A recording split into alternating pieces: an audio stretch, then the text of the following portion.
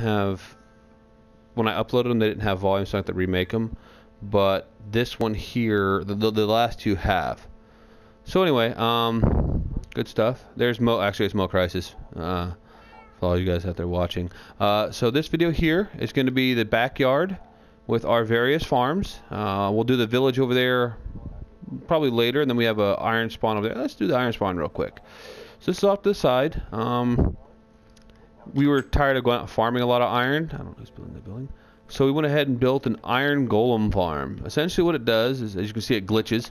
But iron golems are made in the center. They fall down through lava, and the iron is deposited in this box, and the flowers in this box. We use the flowers a lot for dyes.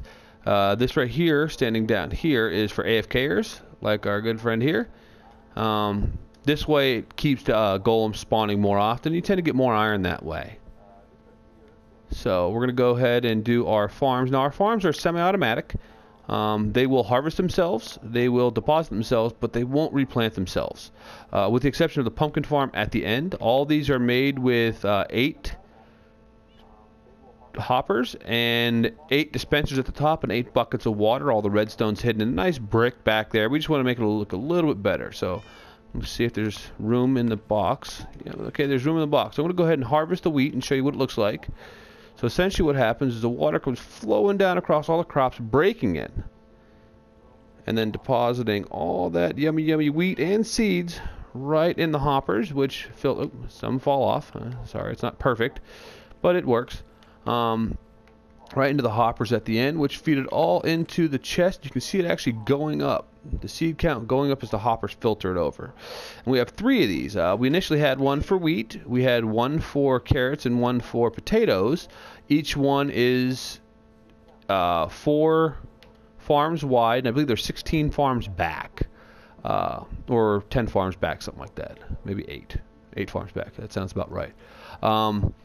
And they're 3 high, so if you go all the way up, or 4 high, 1, 2, 3, and 4. So yeah, they're 8 back all the way, and then they come all the way down like that. And once you're done and they've been harvested and you're content, hit the button again and the water stops. Again, the downside is somebody must have grabbed the wheat already. Okay, they're still filtering in. Over here, I have to get the hoe. Because whenever you do this, you're bound to step on a few of the crop plots. So you want to carry a hoe with you when you set this up. This way you can go ahead and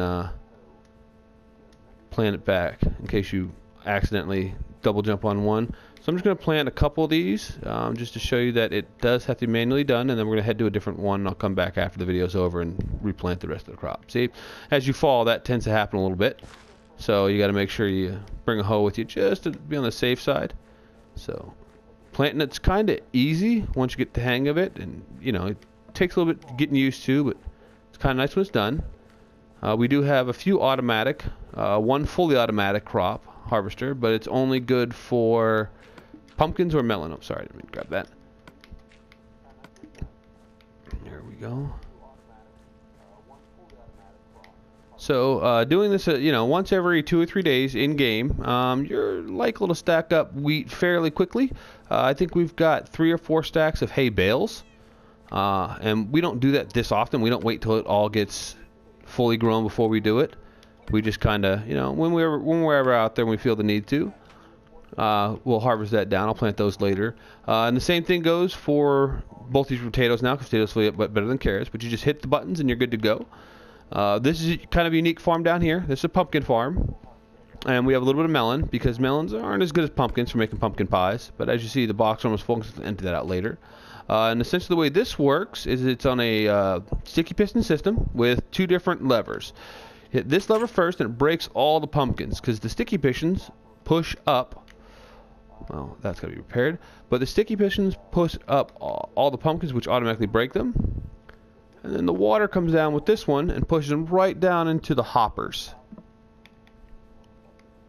And it's the exact same concept, except with this one, it's semi-automatic. It's more automatic than the other ones because as long as you don't hit the water one first, which as you see somebody has done, that's why there's nothing planted down here, your stalks will keep producing.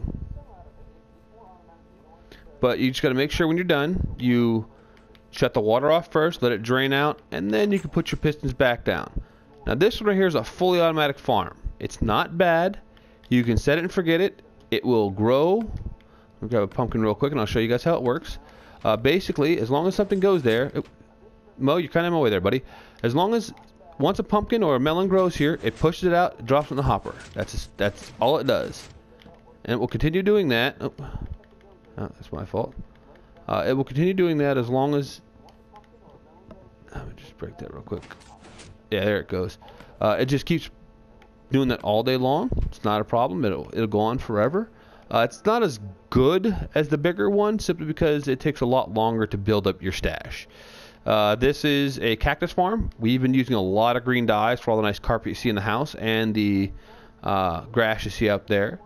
So yeah, we've got to have that. Eventually this is going to be a tree house. So you'll see that. Yeah, I know. I'll take care of the pumpkins in a minute. This is one of our stables. This is our animal stable. It's all piston based, so that way we can lead animals in and out. Pigs are gone. We had to kill those for some unknown reason, but somebody probably didn't. We'll replace them later. This way you can get in here, do what you got to do. Animals should stay in, hit the piston, and they're stuck. Egg hatching. Mo, do me a favor. Hit the piston. Thank you. I'll grab these eggs real quick and go ahead and hit the piston again. And that's pretty much exactly how this is designed to work. And it's designed to work with the sheep too. You hit the piston. You have somebody with you. You hit the piston. You go in. You do all your shearing. You have them hit the piston so the sheep doesn't get out. And when you're ready to leave, they piston you out. Okay, now this is the other stables. This is for horses and mules. So these are all labeled as well. My horse is right there. So basically, as people want their stables, they label it, grab their stables, and all these are individually wrapped, so to speak. So you can come in there, get your horse, play with it, whatever you want to do. When you're done, piston it in so they can't get out. It's very efficient. This is actually my own personal design. You can come out there, Mo. And that's pretty much the way it works. All the redstone's underneath. Took a lot of redstone, a lot of sticky pistons. Luckily, we have a slime farm that it kind of produces, kind of doesn't. But I'm going to go ahead and cut this video here. Eat some food real quick, and next we're going to get into the village that we built. Alright?